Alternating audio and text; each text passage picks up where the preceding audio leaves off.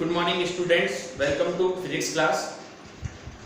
यह video 11th Hindi medium वाले बच्चों के लिए है। जैसा कि आपको पता है, हमने आपको लास्ट लेक्चर पर अवकलन गणित करा दिया था। आज हम आपको करा रहे हैं समाकलन गणित, यानी समाकलन कराएंगे आज हम आपको समाकलन गणित। इसको इंग्लिश में इंटीग्रेशन भी बोलते हैं।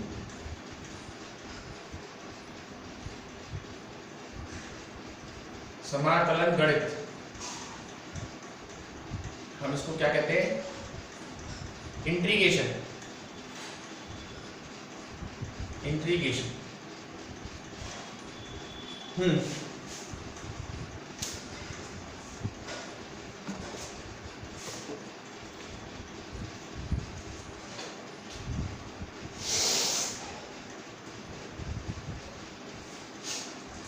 अरे आपने देखा था कि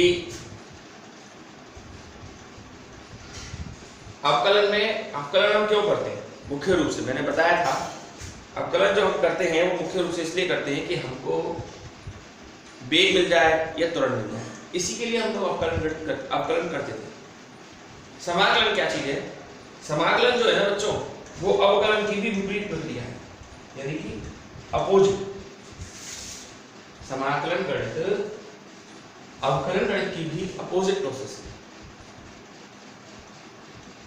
समाकलन जो है वो अवकलन की विपरीत प्रक्रिया है। विपरीत प्रक्रिया से मेरा मतलब ये है कि जैसे अवकलन में आपने किसी बड़े फलन को तोड़कर छोटा बनाया था ना, बड़े फंक्शन को तोड़कर छोटा बनाया था, वो तो था अवकलन। समाकलन में आप क्या करेंगे? छोटे छोटे फंक्शनों को जोड़कर बड़ा करेंगे। समाकलन में तो आइए देखिए, मैं आपको समझाता हूं समाकलन गणित क्या है।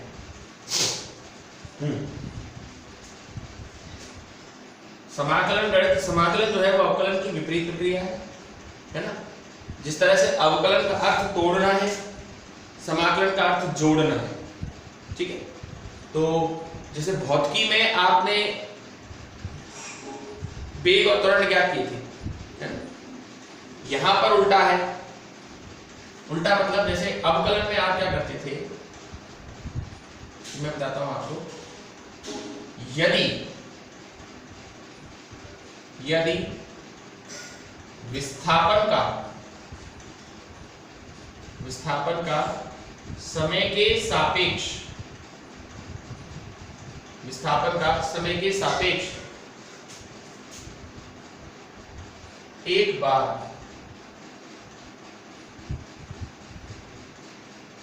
अवकलन, विस्थापन का समय के सापेक्ष एक बार अवकलन कर दिया जाए, विस्थापन का समय के सापेक्ष एक बार क्या कर दिया जाए? अवकलन कर दिया जाए। तो अगर आप विस्थापन का समय के सापेक्ष एक बार क्या कर दो? अवकलन, तो वेग प्राप्त होता है। वेग प्राप्त होता है। अगर आप विस्थापन का समय के सापेक्ष एक बार आप अवकलन करते हैं तो आपको क्या प्राप्त होगा? वेग प्राप्त होगा। अब उल्टी प्रक्रिया कैसे? अगर आप वेग का आप समय के सापेक्ष एक बार समाकलन करते हैं, जैसे अभी विस्थापन का समय के सापेक्ष एक बार अवकलन किया। अब अगर आप वेग का समय के सापेक्ष देखिए, यदि आप वेग का आपकी बुक में पेज नंबर 61 और पेज नंबर 62 पर 61 और 62, इन दोनों पेजेस पर अवकलन और समाकलन गणित के सूत्र हैं बच्चों। आप ये ना सोचना सर कहां से करा। तो अगर वेग का समय के सापेक्ष वेग का समय के सापेक्ष एक बार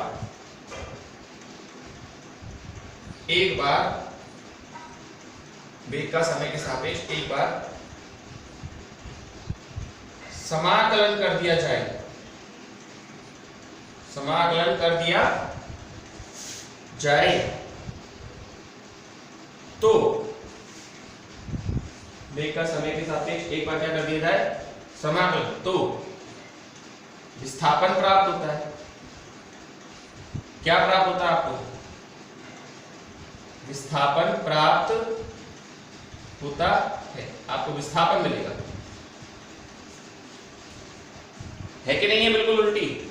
अगर विस्थापन का समय के सापेक्ष एक बार अवकलन किया तो वेग मिल जाएगा, जबकि वेग का समय के साथ एक बार क्या किया, समाकलन किया तो विस्थापन मिल जाएगा। उसी तरीके से यदि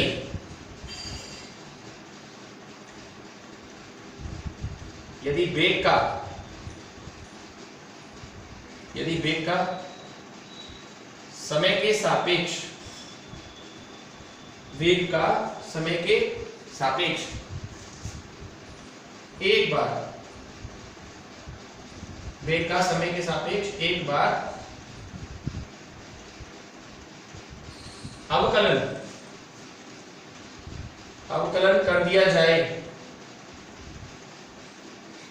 वेग का समय के सापेक्ष एक बार क्या कर दिया जाए, अवकलन कर दिया जाए, तो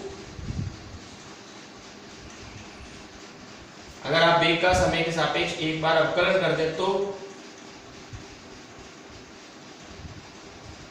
यदि वेग का समय के सापेक्ष एक बार अवकलन कर दिया जाए तो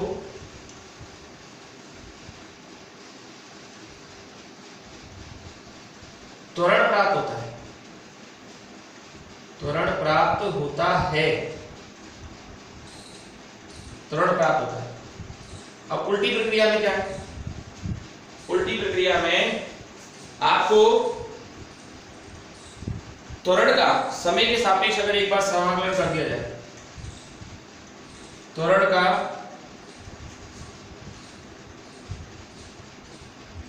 समय के सापेक्ष एक बार, त्वरण का समय के सापेक्ष एक बार समाकलन कर दिया जाए तो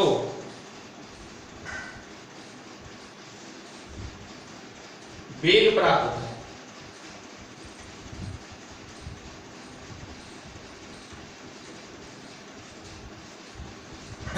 तो आप समझ चुके होंगे कि अवकलन जो, समाकलन जो है वो अवकलन की विपरीत प्रक्रिया है ना। समाकलन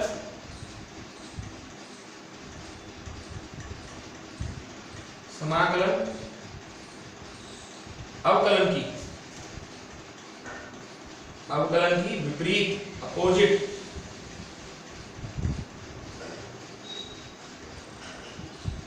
समाकलन अवकलन की विपरीत प्रक्रिया, यानी जिस चीज को आपने अवकलन करके प्राप्त किया है अगर उसको आप समाकलन कर देंगे तो वो अपोज हो जाएगा। ठीक है, एक बार अच्छे तरीके से देख लीजिए मैंने बोर्ड पर क्या लिखा है, क्या मैं समझाने की आपको कोशिश कर रहा हूं।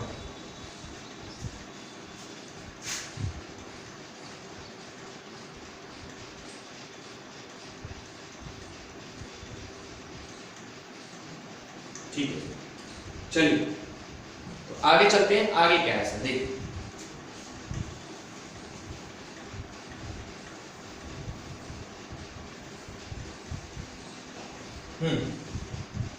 अगला क्या टॉपिक है हमारा,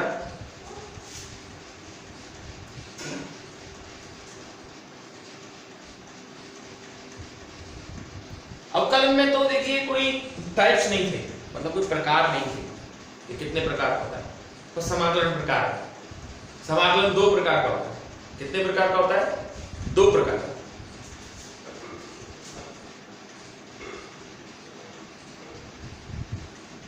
समाकलन दो प्रकार का होता है। सबसे पहला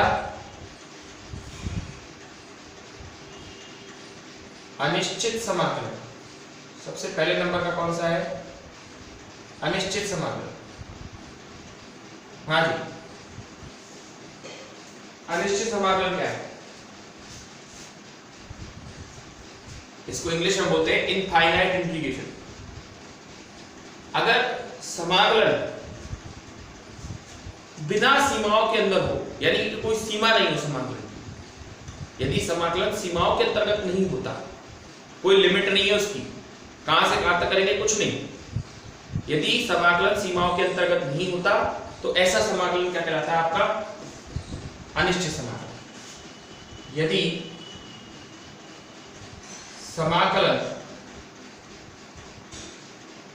समाकलन सीमाओं के अंतर्गत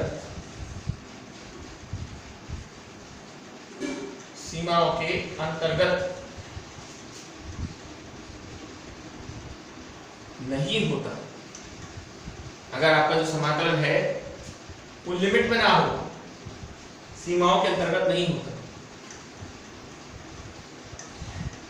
तो समाकलन, अगर आपका समाकलन सीमाओं के अंतर्गत नहीं होता तो समाकलन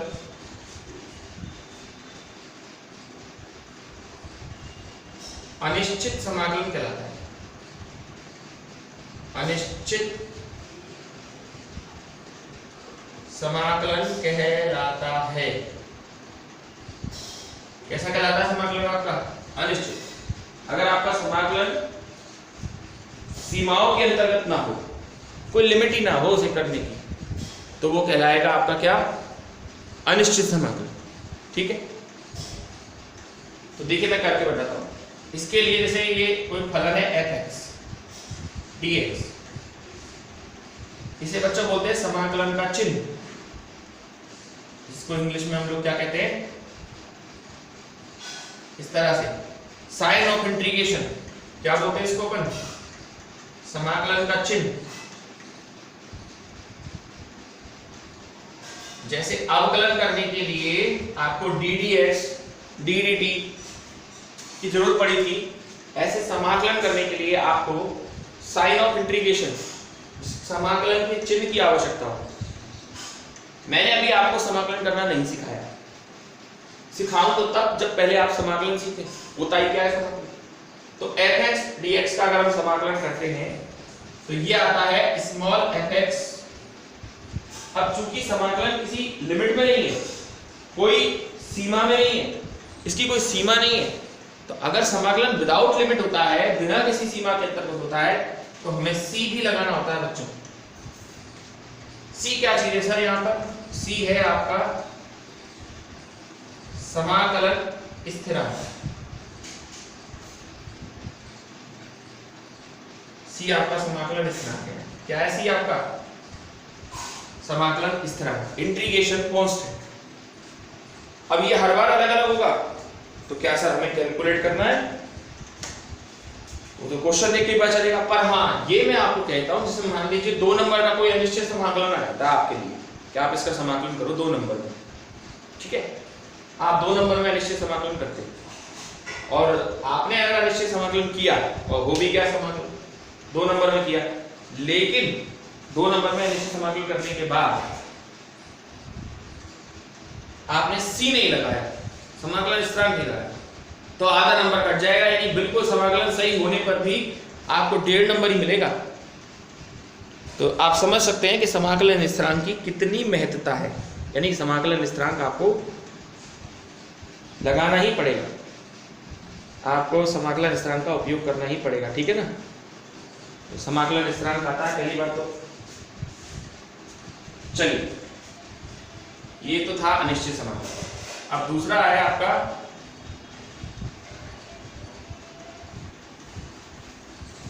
ये तो अनिश्चित था। दूसरे नंबर का समाकलन आपका है, सेकंड नंबर का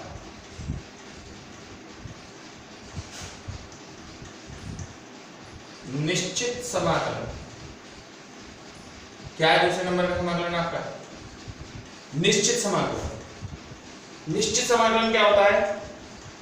अगर समाकलन जो आप कर रहे हैं वो अंडर द लिमिट हो, सीमाओं के अंतर्गत हो, यदि समाकलन दी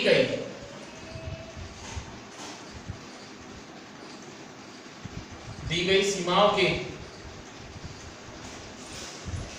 अंतर्गत हो,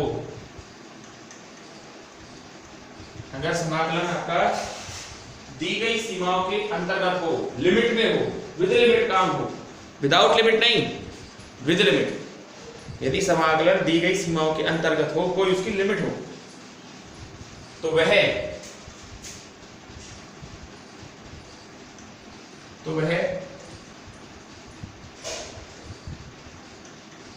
निश्चित समाकलन कहलाता है। क्या कहलाता है वो आपका? क्या कहलाता है वो आपका?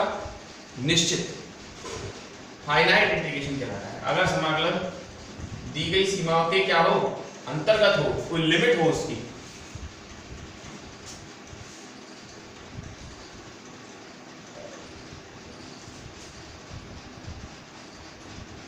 तो वह निश्चित समाकलन कहलाता है, फाइनाइट इंटीग्रेशन।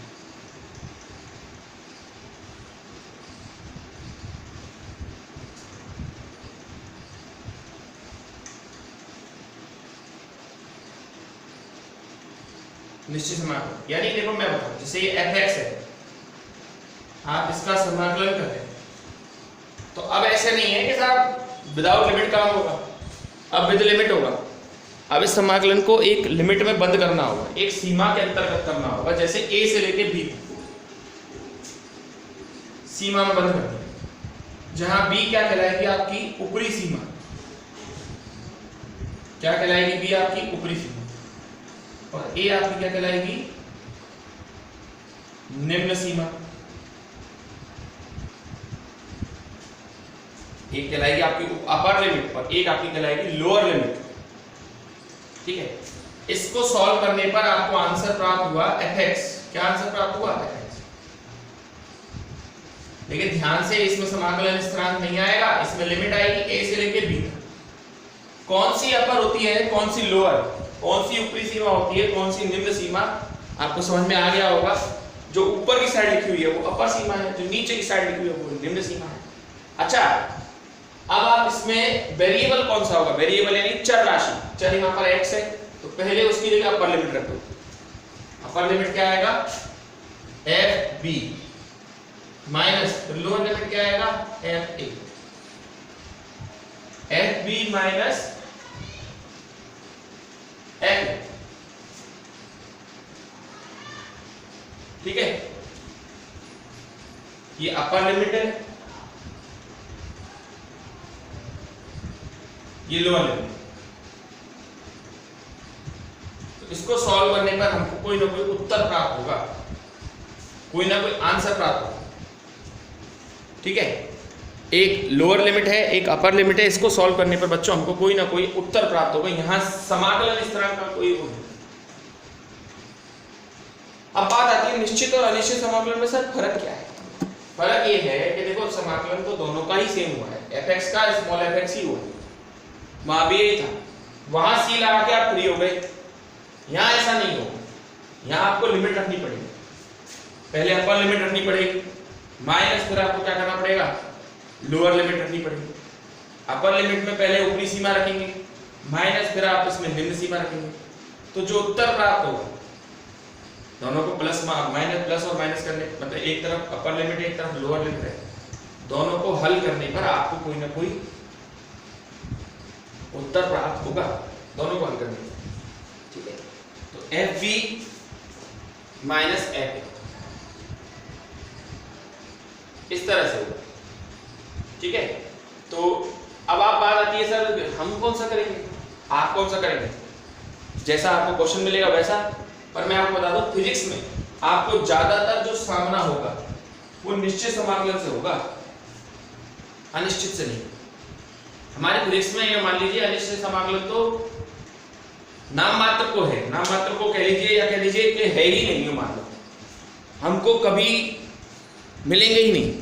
हमको जब भी इंटीग्रेशन हम आपको कराएंगे या आप जब भी इंटीग्रेशन करेंगे आपको बच्चों निश्चित समाकलन ही मिलेगा। अभी मैंने आपको समाकलन करना नहीं सिखाया, अभी मैंने सिर्फ आपको समाकलन के बारे में सिखाया और समाकलन के प्रकार समझाया। समाकल करना तो मैंने आपको सिखाया ही नहीं, ठीक है। एक निम्न सीमा, ऊपरी सीमा, ये सब मैंने आपको बात बता दी, ठीक है बच्चों। तो आज के लिए बहुत है इतना, है ना, इतना देखिए, और सारा कुछ बोर्ड पे लिख दिया है, लिखकर नोट कर सकते हैं, जो भी कुछ लिखा है नोट कर सकते हैं। Okay, that's all for today.